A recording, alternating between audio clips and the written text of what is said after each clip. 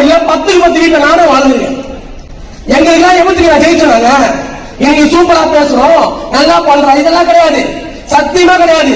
வாழ்க்கையில பட்ட அடி வேகல, அவன் காலில் போய் மிதிச்சான், காலில் போட்டு மிதிச்சாங்க. மனசுல எப்படியாவது ஜெயிக்கணும், எப்படியாவது மீட் பண்ணணும், நாயகம் வந்து நிக்கணும். அவ்வளவு கோபம். அந்த கோபத்துக்கு ஒரே ஒரு இடம் ஆட்சியர் மட்டும் கிடைச்சது, வேற எங்கேயுமே கிடைக்கல.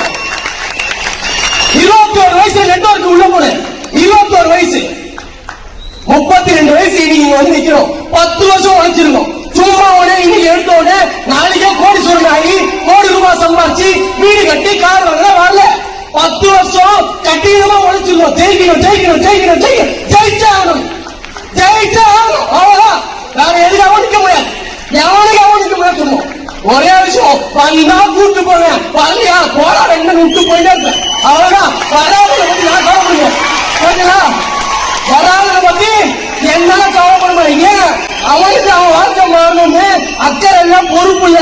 பொறுப்பு இல்லாத வச்சு என்னால ஒண்ணுமே பண்ண முடியாது.